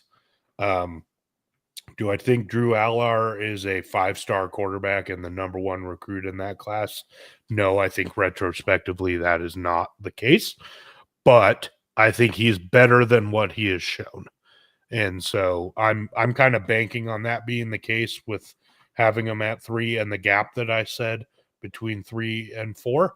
The defense is still going to be nasty. I think that's always going to be the case with James Franklin as head coach. Really, what this team is able to do and their ability to make something like the playoff depends on Drew Aller. Yeah. So I largely agree with you. The thing for me is like I do like the offensive coordinator hire. I really don't love their quarterback coach hire. Danny O'Brien, who's their quarterback coach. Because here's the thing. I agree. I think this entire season hinges on Drew Aller, right? I even in my note said if it weren't for Shadur Sanders, Drew Aller would be the biggest hinge point for a team's success in college football. Yeah. Like because they have a title defense, a title worthy defense. They could if they have a potent offense, their defense is just they might have the best defense in the country. There's maybe 2 or 3 other teams that have a better defense, and 2 of them are in this conference. And one of them is they're top 4. Yeah, they're top 4. Yeah. And so this because they hired Danny O'Brien, who was a graduate assistant, to be the quarterback coach, and as a first-year coach, it doesn't really move the needle for me on Drew Aller. Maybe the offensive coordinator is going to take a bigger role in his development. But last year I saw like Drew Aller was fine in some spots and just absolutely miserable in other spots. Like he was either looking fine and like playing okay football. Like I don't think he was ever great on the field last year. But he was either fine or just like, how is this guy in a Power 5 conference? Yeah. I like some of the throws he was making were mind-bogglingly bad. Yep. So, like I said, if he takes a step forward, sure, this team can. This is why I have them a little bit like it's still. I think they're still pretty clearly the number 3 team. I don't think that gap is necessarily that huge, just because I personally don't love what I've seen out of Drew Aller, and the hires haven't really moved the needle for me with him. It's valid. I think so. Yeah, I mean, I think that's valid. All right, at 2, I have Ohio State, and it's for one reason and one reason only that they're not number 1, and that is I am not a Will Howard believer. That's totally fair. I think top to bottom, Ohio State has the best roster in the Big Ten and maybe the best roster in the country. Oregon's roster is up there with it from top to bottom. Like if you're looking at these rosters, neither of them have a true weak spot where you're just like, that group's going to struggle. Like pretty much top to bottom, it is loaded. And both of them are like that. Ohio State has more of the blue chip guys from top to bottom. So if you're into the blue chip ratio or any of that stuff, Ohio State clears. To me, when your rosters are this close and both teams are loaded, it comes down to quarterback play. And I trust Dylan Gabriel more than I trust Will Howard. Totally fair. This gap to me is so slim. Razor thin, like totally valid what you're saying. I gave Ohio State the razor thin edge, and it's probably a dumb reason. I'm going to be real. It's probably a dumb reason, but so far, Dan Lanning hasn't necessarily. He's had one game a year where you're just like, what the fuck? Like so is Ryan Day. So Ryan Day has had that too. But like basically, like there's another reason. I always get nervous when there's this much hype around the team too. So maybe I'm like lowering a little bit because like as I kind of went through rosters and stuff, because I spent way too much time on these 2 teams specifically. And so if you're like, Eli doesn't really know the bottom half teams, it's because I didn't spend as much time as I do on these teams. But like as I kind of went through I went through like 2 deeps of Oregon, Ohio State, like I would almost give the edge roster wise to Oregon. However, Oregon is a little younger, a little less experienced, especially on the defensive side of the ball. Ohio State, we talked about like Penn State having top 4 best defenses in the country. Oregon's and Ohio State's are probably 2 of the Georgia are the only teams better. So like it just seems like Ohio State's been there more maybe historically, so maybe that is kind of giving me a little bit of bias towards Ohio State on this, even though Oregon beat them in the Big House a few years ago. Or not in the Big House, in the fucking Horseshoe, whatever, doesn't matter. So I just like I'm giving them such a razor thin edge, and it's probably just out of fear of hype for Oregon and maybe like a little bit of historical stuff, but like I can't express enough how thin this razor margin is to me. I flop them 100 times. Yeah, and it is razor thin. Again, like if you're looking at the rosters, I agree with you on the experience part, right? Like younger, Oregon's relying a little bit more on transfers, especially on the defensive side of the ball. Mm-hmm. Like there's a couple things that give me a little bit of pause. The thing that brings me back on the Oregon side of this fence, again, like Will Howard, like I think he's a good quarterback. I don't think he's a world beater.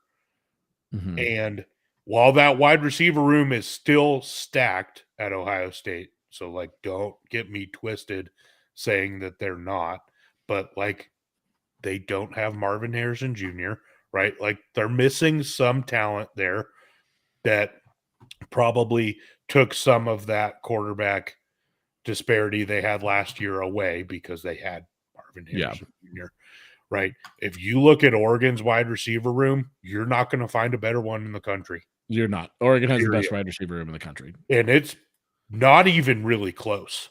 It's really not.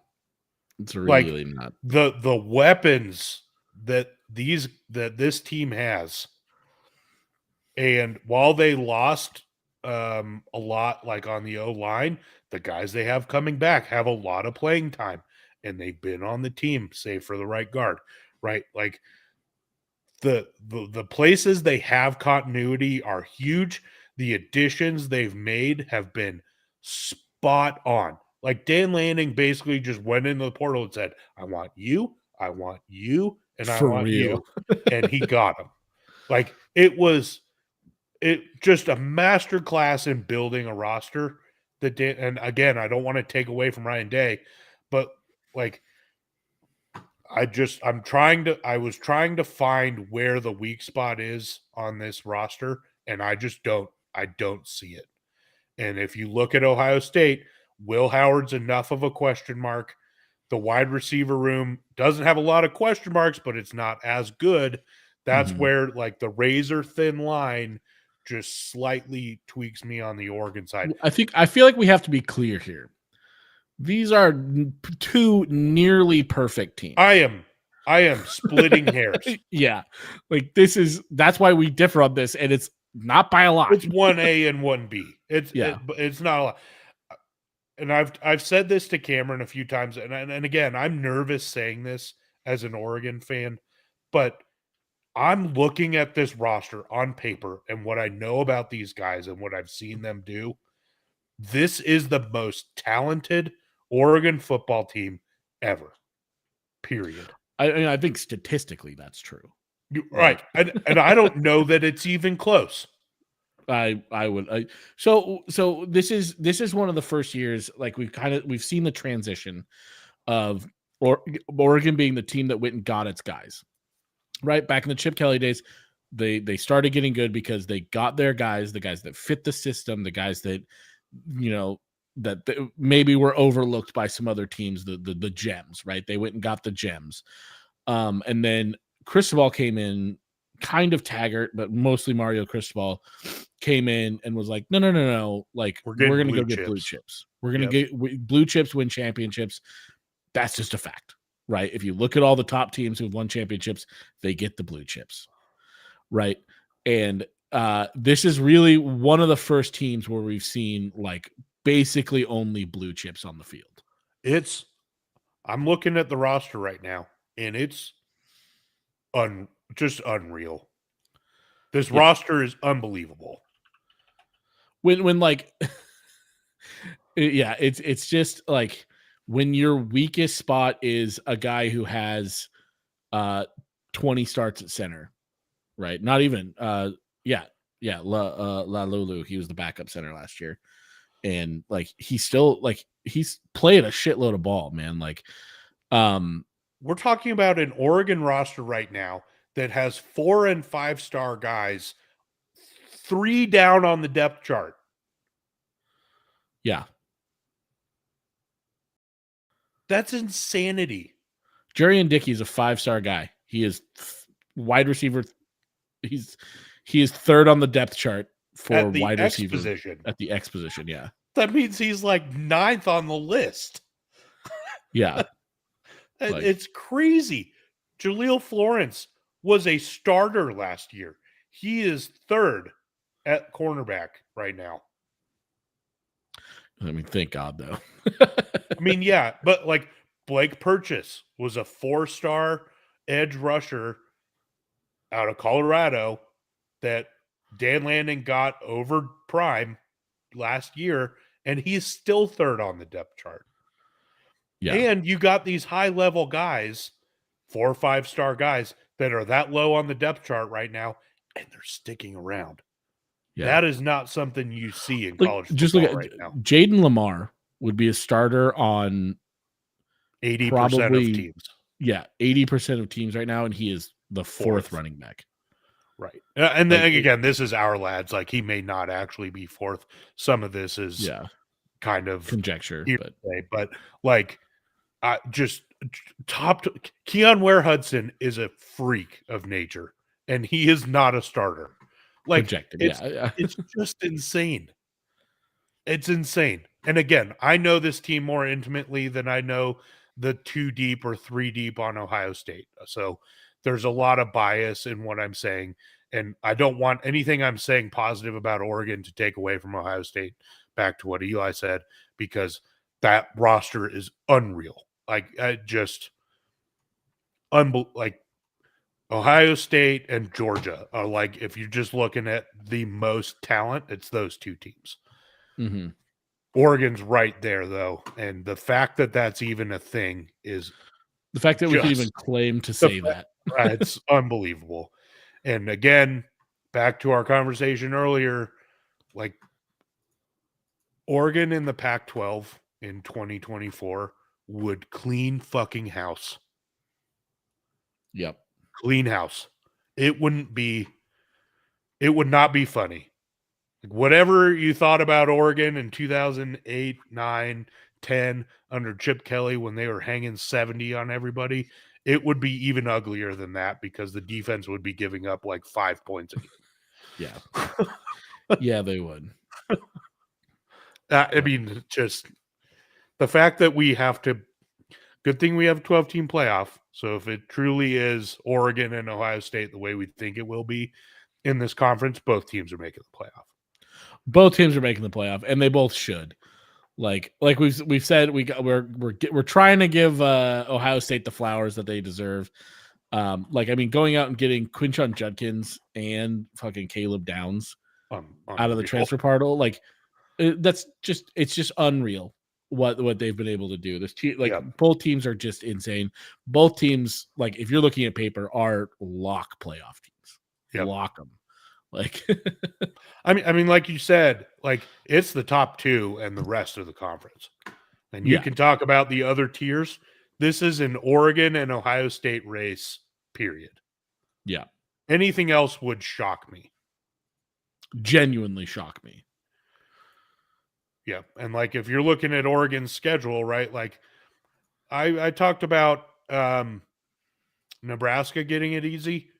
Oregon's got a pretty easy Big Ten schedule as far as it goes. You got Ohio State, Michigan, and Washington on there, and you have to travel to Wisconsin, but you also get most of those bottom tier teams that we talked about. So, pretty good schedule. The preseason schedule is good. Don't have to play Alabama or LSU or any of that nonsense. Like, this season's going to come down to that game in Autzen against Ohio State on October 12th, and then the Big Ten championship. That's this season for Oregon for me. Yeah. And then if you look at Ohio State's schedule, pull that up real quick. And we'll get into some more preview stuff. This is just our power rankings, so I'm kind of getting ahead of myself here. But I'm excited. Big Ten football is new.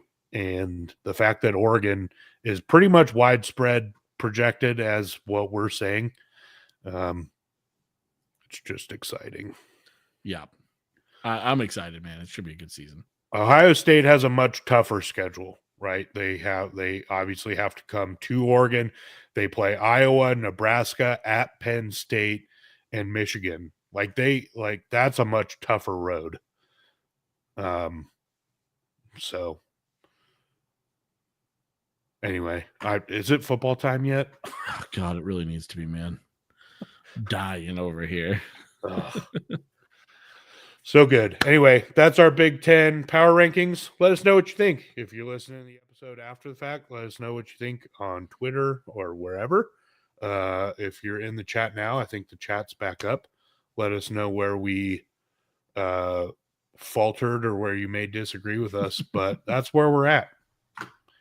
If you think Eli's as dumb as I think he is for putting Illinois at 10, let him hear it. Baby. Wait, did you guys watch the Oregon documentary? Yes. The Oregon Nike one? Yep. Yeah, I did. So fucking sick. Tinker Hatfield just seems like a really chill dude. That is the least surprising thing in that whole thing. Like his name's Tinker. What did you expect? Yeah, kind of like, you always thought so because I saw like his shoe designs, and I'm like, man, I bet that guy could like just slam some IPAs. His entire life is designing sick shoes. Like that's his whole everything. What a job. What a job.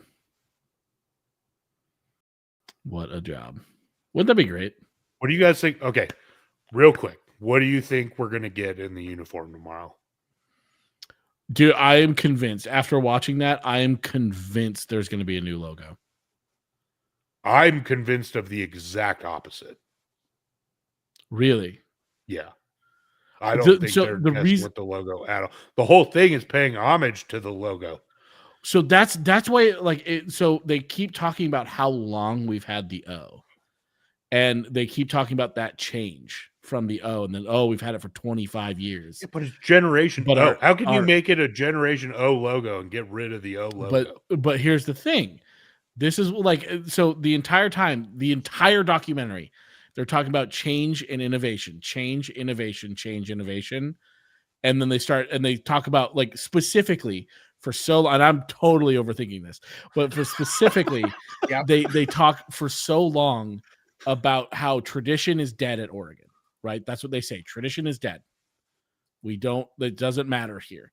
And then they go on and say multiple times, we've had this logo for 25 years. It's been since the 90s. We've had it for 25 years. So, like, a part of me is just like, I've convinced myself that, like, they're going to unveil something new, like, logo wise. And it may not be the permanent logo or whatever, right? They've already done that, right? Like, they have the Fighting Duck logo. They have the retro logo that they use. Like, okay. So I may agree with you that the jersey and helmet may have a different logo. Yeah. I don't think they're changing. Like, I don't think the O's. I don't think the University of Oregon is changing the logo. No, I think the uniform forever. Yeah, I think the uniform O is the uniform logo is gonna. Okay, change. I could see that. I could buy that. The only thing I'm convinced of is that there's going to be a white jersey, a green jersey, and a black jersey, because that's what we saw them. Well, we only saw those first three colors getting patches sewn on them in the video. That's true. So that's what I'm taking to the bank. There's probably going to be a yellow one. Jersey. But you know what? Didn't see it. All right. I would be shocked and shooketh if there was no yellow jersey. Fourth color is yellow, but on blue. Just gonna piss off Jamie again for a whole season. Please, just stick to the fucking color palette. For the love of God. It's already broad enough. We do not need to fucking bring in oranges and blues and shit. I don't know. I liked the duck uniform. No, knock it off. I fucking loved the duck uniform. Stop it. They lost in it. Let it go. Okay, we've lost in a lot of uniforms. Yeah, they lost in Stormtroopers too. Yeah, they've also won in Stormtroopers. They've never won in the duck uniform. They lost the first game in Stormtroopers. No, they didn't. That's a lie. No, they didn't. That's a lie. That's a lie. That was rough. Did they lose in the Ohana jerseys? I don't remember. No. Those are sick. UCLA. Those are going to forever be one of my favorite jerseys. Yeah, definitely my favorite one-off. That's my favorite one-off ever. For sure. By a long shot. Do you think we're going to get any, I think the only thing that I'm super convinced of with this jersey is there's going to be some sort of diamond plating somewhere, because they showed it on the like notepads that they had. When I first heard about the Generation O, my thought was they're going to try to homage all of the uniforms in some like cool way. So like, and they talked about like how we're changing uniforms every 3 years. So I'm wondering if, like, I feel like they're going to try to use bits and bobs, like the iconic shit over the years, right? Like maybe like diamond, like, and this is, I am not a designer, so like this is a total spitball bullshit. Like this would look ugly because I am not a designer, but like they would have like the fucking diamond plate on the knee pads or whatever, and then like the O's the wing behind Jamie, the wings on the helmet still, like just like they have like little bits and bobs from all these iconic uniforms that Oregon has thrown out into this I don't know, the concept. I think that'd be cool, dude. I think that you're probably on the right track. Like that makes a lot of sense on what they can do, and especially since with all those different styles, anyone's gonna be able to do it. It's gonna be the folks over at Nike. Yeah. Here's the one thing I hope they don't overdo it.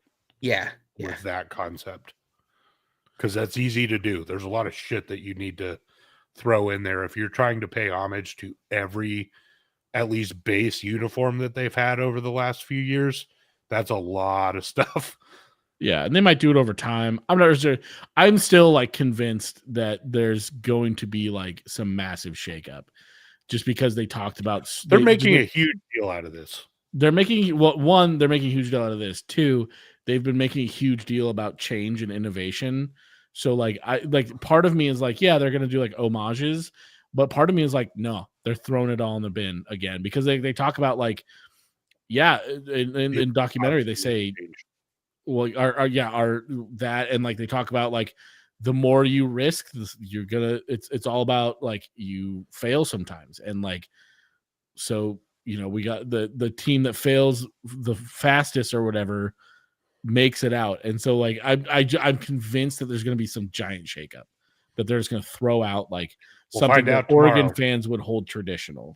We'll find out tomorrow. At least one of the colorways I think is going to be announced tomorrow. I think the rest are slated for July. Cool. At some point. I think tomorrow's is going to be the black one, if I had to guess, because that was always D'Anthony's favorite, and he's who they used for the video. Yep. So I think so fun tomorrow's fact, going to be black. Generation O is also an American animated musical comedy children's television series made by the Sony Wonder Television and Sunbow Entertainment. Did you just Google it and that's what you got? Yep. That's 100% what he did. That is literally exactly what happened. I'm excited. The basketball court that was unveiled, like that green that's on there, that is bright. So yeah, if that's any indication of the way they're going with the branding, I think the uniforms are going to fucking pop no matter what. I mean, we know that. Yeah. Like, they're not going to – Oregon's not really going to shy away from being bold. So, anyway, that's fun. So, I think I did the buzzer beater last time. So, Eli, it's your turn. Easy. Listener, viewer, thank you for tuning in. Let us know what you think about our Big Ten power rankings, good, bad, or ugly, whatever it is. Let us know on the social medias. Zeta June, thank you for letting us use your music as our outro. Appreciate you guys. Everyone go check out Zeta June on your favorite music streaming platform. Cameron, thanks for hanging out with us, as always. Say bye. Bye. Eli, take us away. My buzzer beater is a real simple one, guys. Go Ducks, fuck the Huskies. Go Ducks, baby.